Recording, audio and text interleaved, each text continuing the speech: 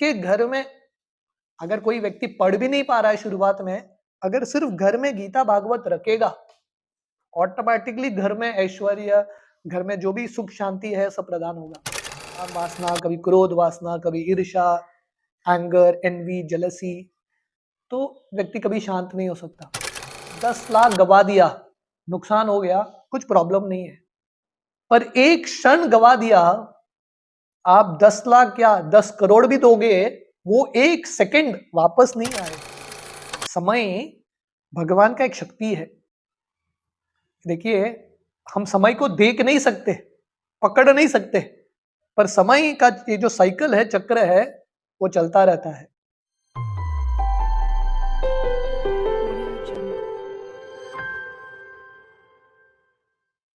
प्रभु जी नमस्कार। हरे कृष्णा। हरे कृष्ण। आपका बहुत बहुत स्वागत है। प्रभु जी, हमें ना इस एपिसोड में ना इस्कॉन के बारे में जानना है। बहुत लोगों को कंफ्यूजन है कि इस्कॉन क्या है, और गोवा में तेजी से फैल रहा है इस्कॉन। तो एक्चुअली इस्कॉन क्या है, इसके बारे में जानना है। तो मैंने थोड़े क्वेश्चंस निकाले, मैं आपको धीरे धीरे आप क्वेश्चन पूछूंगा। जो इस्कॉन के बारे में पहला ही प्रश्न मेरा है, इस्कॉन वर्ड कहाँ से आया है और इस्कॉन कब स्टार्ट हुआ था और इसकी जरूरत क्या थी?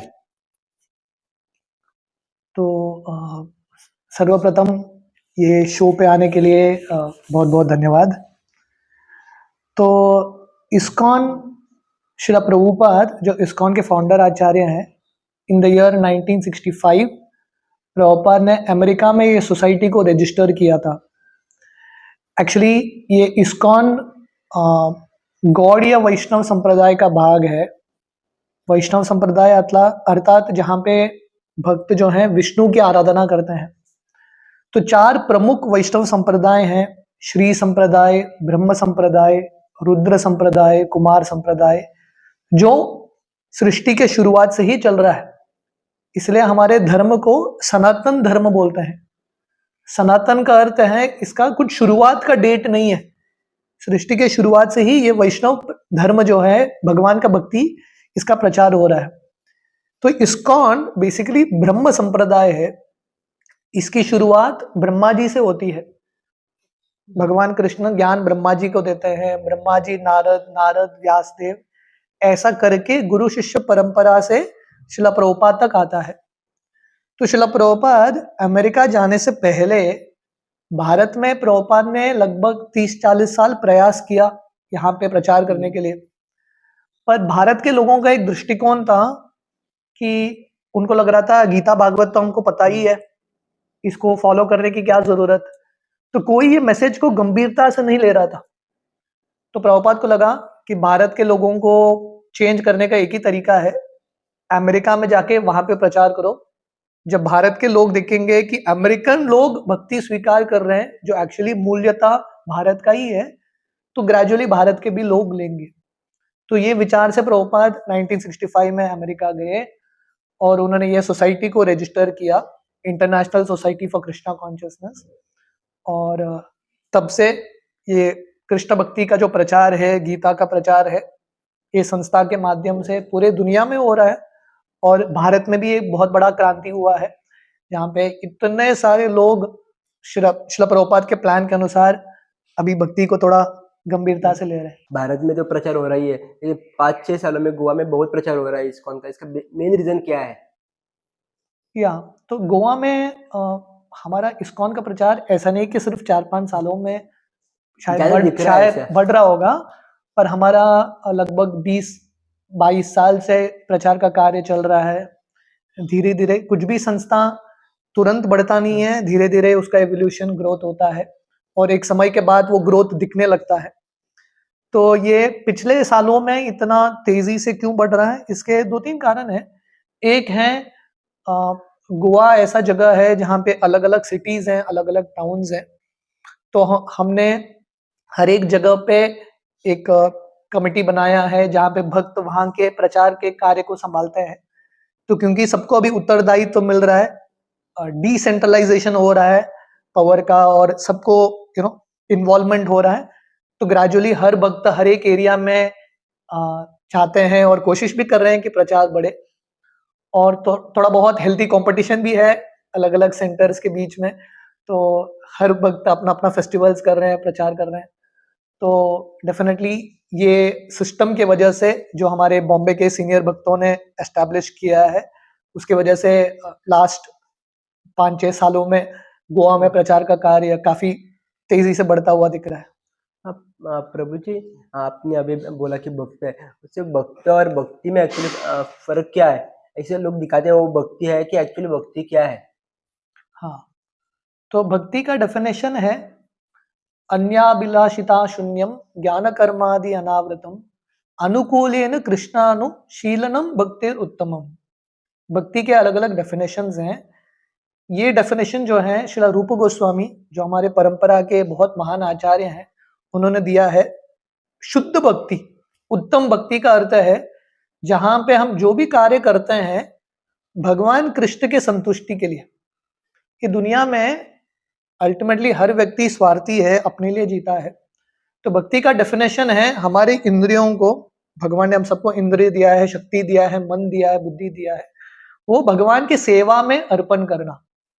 जैसा गीता के शुरुआत में अर्जुन चाहते थे कि उनके अनुसार उनका जिंदगी चले, वो युद्ध नहीं करना चाहते थे अपने रिश्तेदारों से।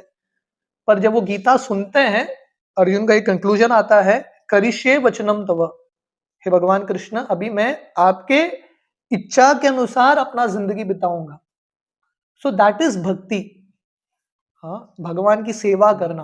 इसलिए प्रभुपाद ने भक्ति का डेफिनेशन या ट्रांसलेशन इंग्लिश में दिया है डिवोशनल सर्विस, भक्तिमय सेवा। अगर आप किसी से प्रेम करते हो, नेचुरली उसके प्रति सेवा भी अर्पण करना चाहते हो। तो ये सारांश में भक्ति का अर्थ है। प्रभु जी, इस्कॉन में नन्हे मुन्ने बच्चे आ रहे हैं, यंगस्टर्स आ रहे हैं, उसका रीजन क्या है? या तो जैसा मैंने बताया अभी, हमारे इस्कॉन के अलग अलग सेंटर्स हैं गोवा में भी, और हमारे कांग्रीगेशन के लिए या जो फैमिली है उनके लिए प्रोग्राम्स होते हैं। तो वैसे हमारे बच्चों के लिए भी हमारा बाल वर्ग या गोपाल्स फन स्कूल करके हम एक प्रोग्राम चलाते हैं। तो ये गोपाल्स फन स्कूल के भी विंग प्रैक्टिकली बहुत सारे जगह पे खुल गए हैं और बहुत सारे बच्चे इसको ले रहे हैं, क्योंकि माता पिता देख रहे हैं कि आधुनिक समाज में अलग अलग गैजेट्स और इंटरनेट के साथ टेक्नोलॉजी इतना बढ़ चुका है, कभी कभी बच्चों को कंट्रोल करना मुश्किल है, बच्चों के अंदर वैल्यू इनकलकेट करना मुश्किल है। तो माता पिता देख रहे हैं कि इस्कॉन में भक्तों के पास ये क्षमता है, ज्ञान है कि हम गीता के माध्यम से, शास्त्रों के माध्यम से बच्चों को कहानियां, महाभारत की, रामायण की, श्लोक जो है, भजन, संस्कृति, भगवान को प्रणाम क्यों करना है, मंदिर क्यों आना है, तो ये सब एजुकेशन, स्पिरिचुअल एजुकेशन मिल रहा है। तो इसलिए बहुत सारे माता पिता भी अपने बच्चों को हमारे प्रोग्राम्स में एनरोल कराते हैं। और सिर्फ माता पिता की तरफ से ही नहीं, बच्चे भी बहुत एक्साइटेड रहते हैं। तो मैं जानता हूँ कि बहुत सारे माता पिता मुझे बोलते रहते हैं कि बच्चे, हमारा संडे के दिन जनरली ये प्रोग्राम होता है, तो बच्चे पूरे हफ्ते भर संडे के दिन रुकते हैं, कब हम जाएंगे गोपाल फन स्कूल और ये सब भगवान के बारे में सीखने का प्रयास करेंगे। तो इसलिए बच्चों का भी कार्यक्रम बढ़ रहा है, हमारे यूथ के लिए भी प्रोग्राम्स हैं, बॉयज के लिए, यंग गर्ल्स के लिए। तो ऐसे अलग अलग हमारे पास ऑप्शंस हैं और लोग स्वीकार कर रहे हैं ये सब चीज़ों को। प्रभु जी, ऐसा माना जाता है कि भारतीय पद्धति में कि सारे भगवान एक ही है, तो इस्कॉन में श्री कृष्ण को ही प्राधान्य क्यों दिया जाता है? अच्छा प्रश्न है। जब शिला प्रभुपाद अमेरिका गए थे, और जैसे मैंने बताया, जब प्रभुपाद ये सोसाइटी को रजिस्टर कर रहे थे, international society for Krishna consciousness, तो किसी ने प्रभुपाद को बोला, अरे प्रभुपाद जी, आप कृष्णा शब्द उपयोग मत कीजिए, आप ये सोसाइटी का नाम रखिए international society for God consciousness, क्योंकि गॉड बोलेंगे तो और लोग आएंगे, कृष्ण बोलेंगे तो लोग सीमित हो जाएंगे। पर प्रभुपाद बोले नहीं, ये सोसाइटी का नाम international society for Krishna consciousness ही होगा, क्योंकि कृष्ण भगवान है, Krishna is God and God is Krishna. तो जैसे कौशल जी बता रहे थे, हिंदू समाज में ये गलत धारणा है कि बहुत सारे भगवान हैं और सब एक है। This is not the right understanding. ये शास्त्रों का अंडरस्टैंडिंग नहीं है।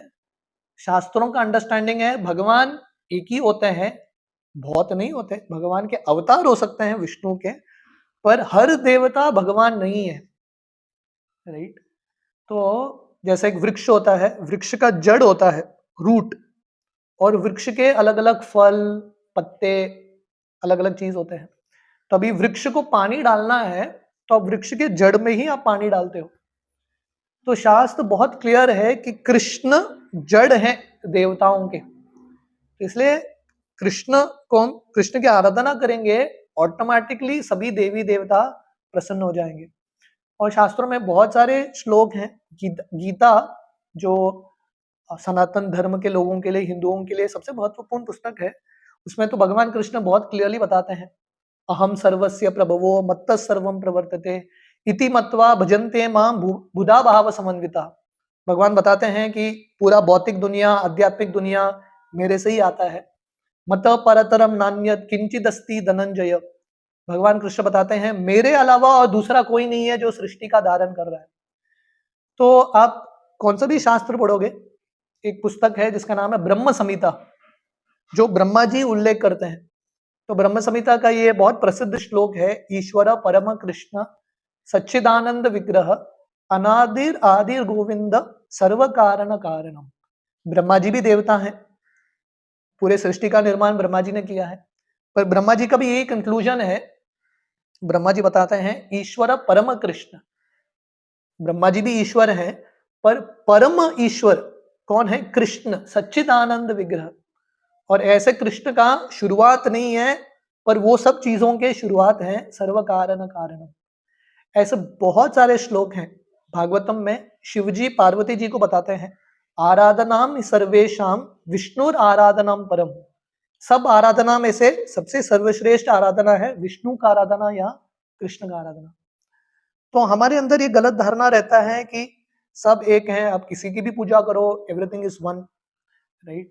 बट भगवान कृष्ण बताते हैं ये इनडायरेक्ट वर्शिप है, अवधि पूर्वकम। जैसे मैं वृक्ष का उदाहरण दे रहा था, वृक्ष के पत्ते को, फल को आप पानी डालोगे, वो भी एक तरीका है पानी डालने का, पर सबसे इंटेलिजेंट तरीका है जड़ को पहचानो और वहां पे पानी डालो। तो भगवान कृष्ण जड़ है, हम कृष्ण को संतुष्ट करेंगे, सभी देवता ऑटोमेटिकली संतुष्ट हो जाएंगे। यस्मिन तुष्टे जगत तुष्टम। प्रभु जी लोग कर्म में बहुत मानते हैं, थोड़े लोग फंसते भी है कर्म में, मैंने अच्छा कर्म किया, मैंने बुरा कर्म किया, तो एक्चुअली कर्म क्या है? या तो कर्म का बेसिक अंडरस्टैंडिंग है every action has an equal and opposite reaction. This is like the basic understanding of karma. तो ये भौतिक दुनिया में आते ही, हम सब आध्यात्मिक जगत में थे, स्पिरिचुअल वर्ल्ड भगवान के साथ, जब हम वहां से ये भौतिक दुनिया में आते हैं, कर्म का मीटर शुरू हो जाता है। जैसे व्यक्ति कोई रिक्शा में बैठता है ना, या टैक्सी में बैठता है, तुरंत बैठते ही मीटर शुरू हो जाता है। आप उसके बाद जो भी करो, टैक्सी रुकेगा, चलेगा, कितना भी देर चले, वो मीटर चलता रहता है। तो ऐसे ही ये दुनिया में प्रवेश करते ही कर्म का मीटर शुरू होता है। कर्म का अर्थ क्या है? हम जो भी करते हैं, जो भी सोचते हैं, जो भी बोलते हैं, वो सबका रिएक्शन है, गुड बैड। और जिंदगी के अंत में वो जो कैलकुलेशन होता है गुड बैड का, उसके हिसाब से व्यक्ति को अगला जिंदगी प्राप्त होता है। इसलिए हमारे वैदिक पद्धति में या विचारधारा में कर्म का बहुत मान्यता है। सही कर्म करना, और सबसे ऊंचा है भगवान की भक्ति करना, इसको अकर्म बोलते हैं। भगवान की भक्ति करने से जितने भी हमारे कर्म है सब धुल जाते हैं, और पूरा कर्म से मुक्त होके हम भगवान की प्राप्ति करते हैं। प्रभु जी जन्म जो कर्म है ना, वैसे ही लोग जन्म मृत्यु के इसमें फंस जाते हैं, तो एक्चुअली जन्म मृत्यु क्या है? क्या बहुत अच्छा प्रश्न है ये। ये प्रश्न हर मनुष्य को होना चाहिए। वेदांत सूत्र, उसका पहला सूत्र है अथा तो ब्रह्म जिज्ञासा।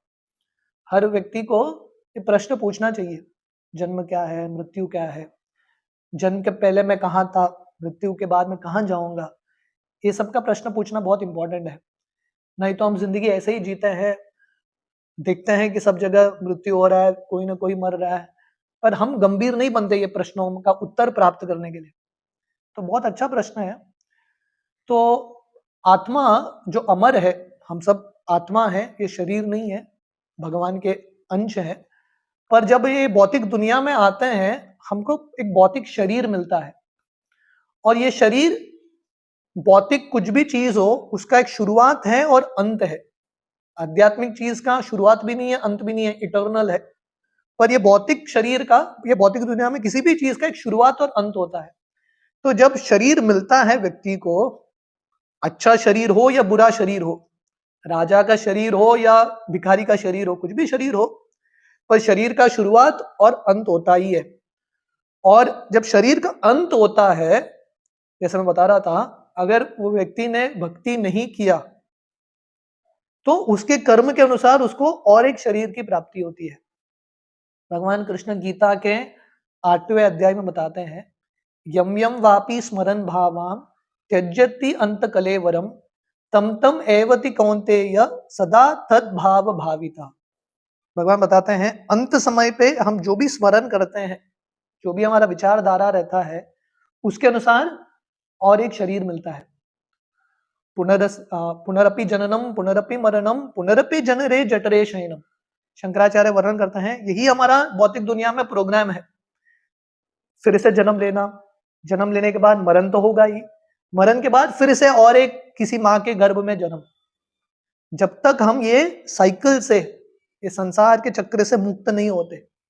और मुक्ति पाने का तरीका है भगवान की भक्ति करना, क्योंकि भगवान विष्णु या कृष्ण, उनका एक नाम है मुकुंद, जो मुक्ति दे सकते हैं जीवों को, ये भवसागर से, जन्म मृत्यु के सागर से उठा सकते हैं, जो जिंदगी का सबसे प्रमुख लक्ष्य है। Prabhu ji, how can normal people balance career and spirituality?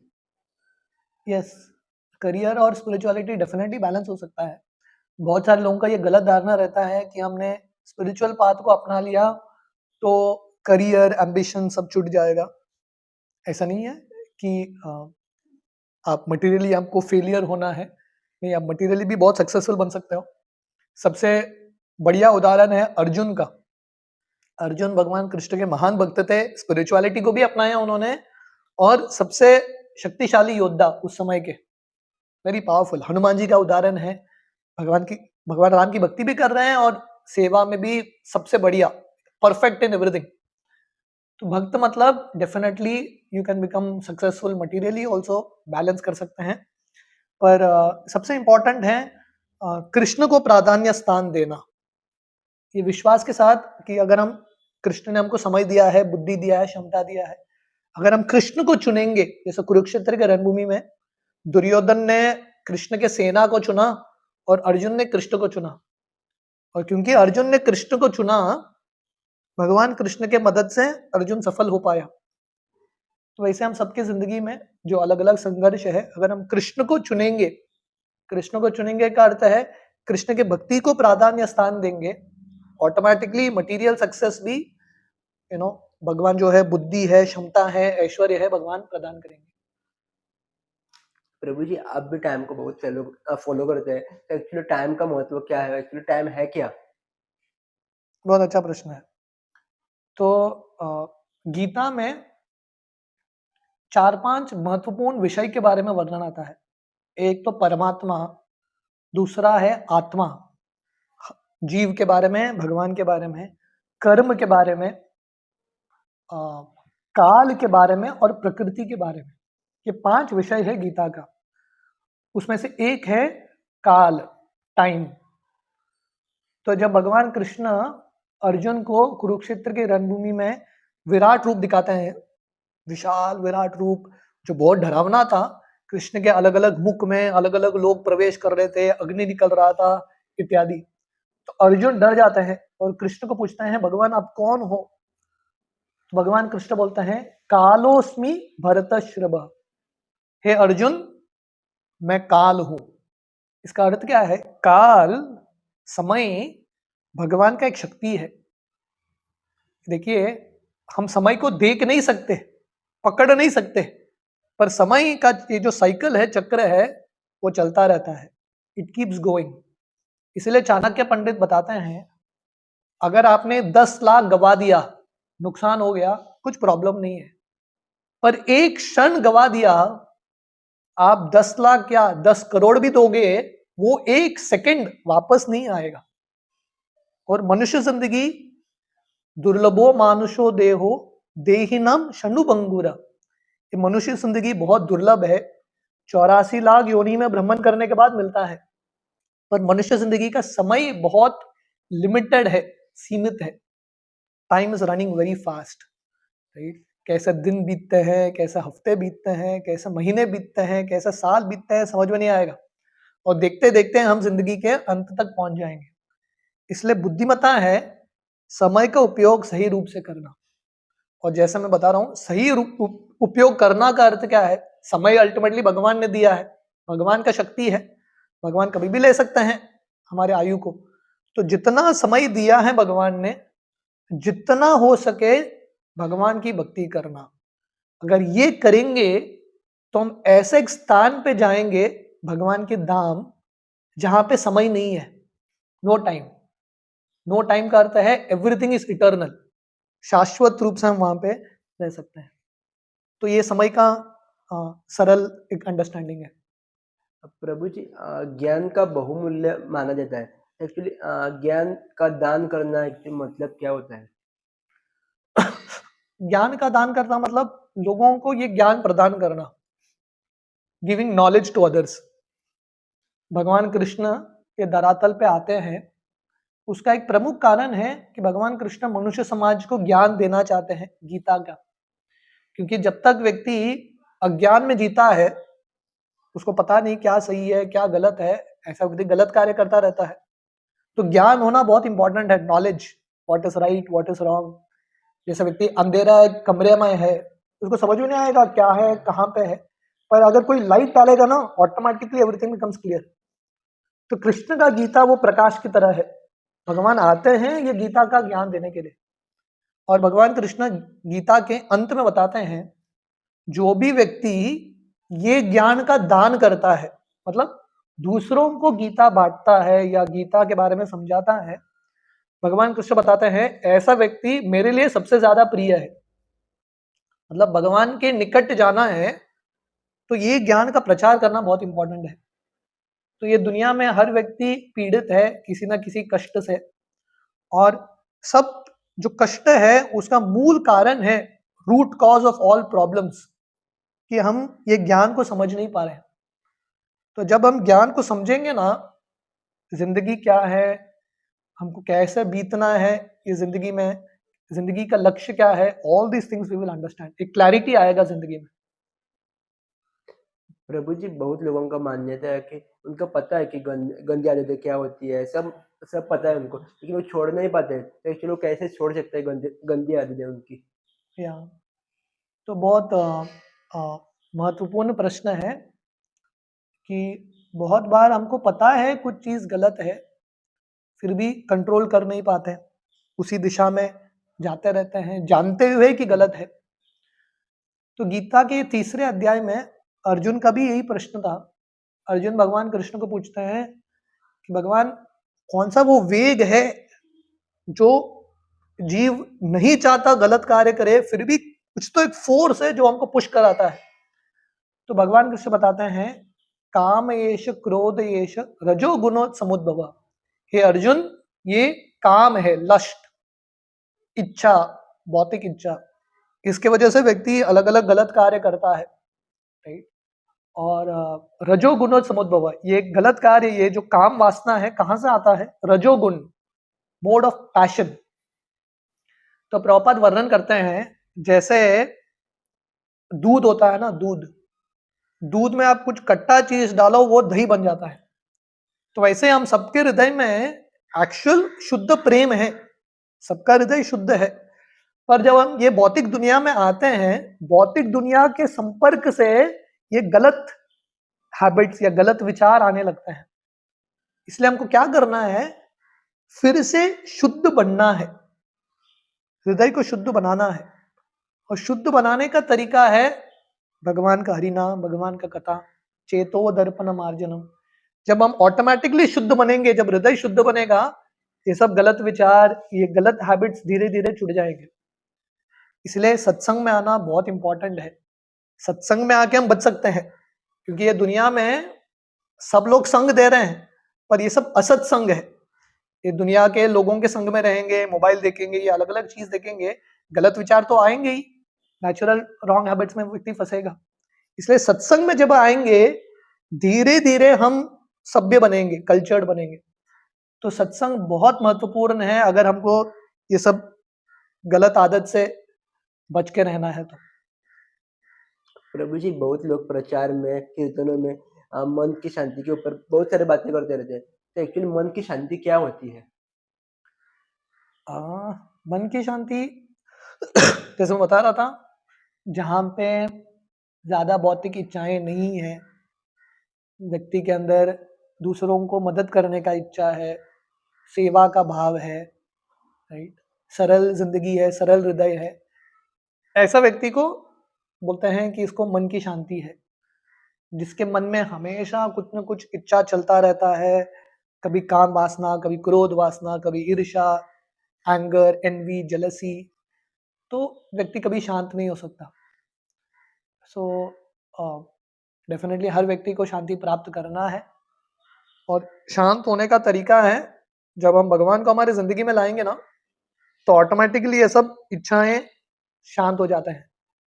एक बार कोई व्यक्ति गौतम बुद्ध के पास आता है और बोलते हैं आई वॉन्ट पीस, मुझे शांति चाहिए, जो प्रैक्टिकली हर व्यक्ति को चाहिए। तो गौतम बुद्ध इनको बोलते हैं सिंपल है, I want piece. Gautam Buddha बोलता है आई को छोड़ो, वॉन्ट को छोड़ो, तुम्हारे पास शांति ही पीस रहेगा।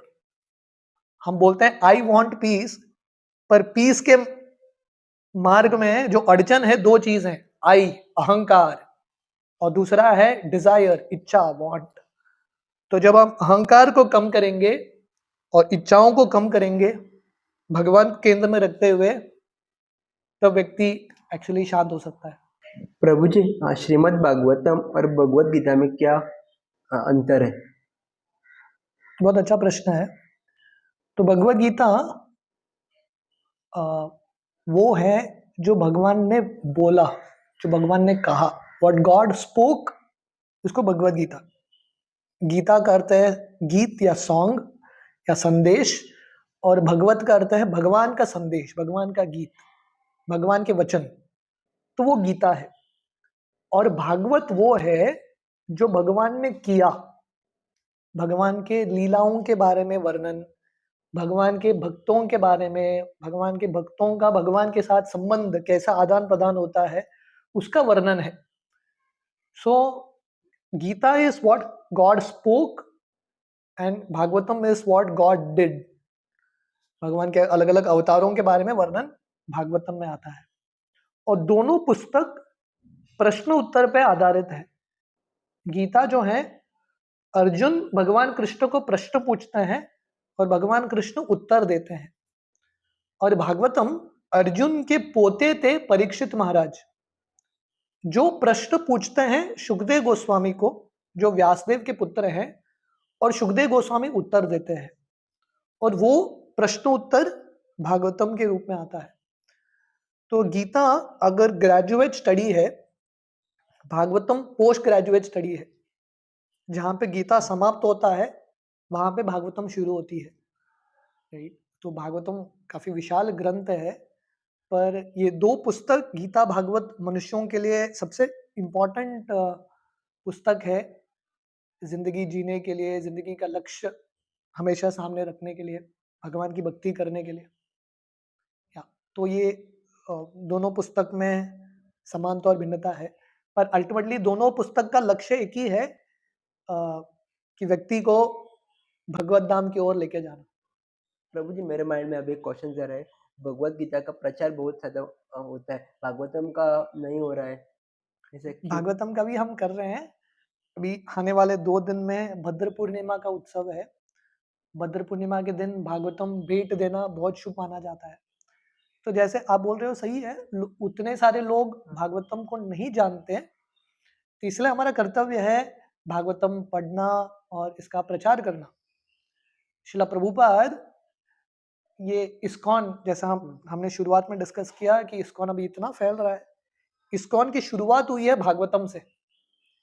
जब प्रभुपाद अमेरिका गए थे 1965 में, प्रभुपाद एक नाव में गए थे, जलदूत। प्रभुपाद के पास पैसा कुछ नहीं था, पर नाव में प्रभुपाद एक बहुत बड़ा बक्सा लेके गए थे। वो बक्से में भागवतम का पहला स्कंद था, फर्स्ट कैंट ऑफ भागवतम। लगभग 200-250 भागवतम के बुक्स थे, सिर्फ वो लेके प्रभुपाद गए।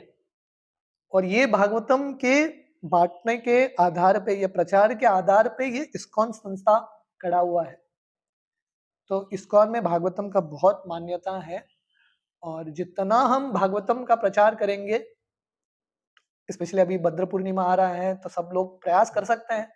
लोगों के घर में अलग अलग एनसाइक्लोपीडिया होते हैं, अलग अलग चीज होते हैं, पर ये गीता और भागवत होना सबसे इम्पोर्टेंट है। ये एक्चुअली ये दो पुस्तक नहीं है, ये साक्षात भगवान है पुस्तक के रूप में। Gita and Bhagavat is actually Krishna, भगवान कृष्ण साक्षात पुस्तक के रूप में आते हैं।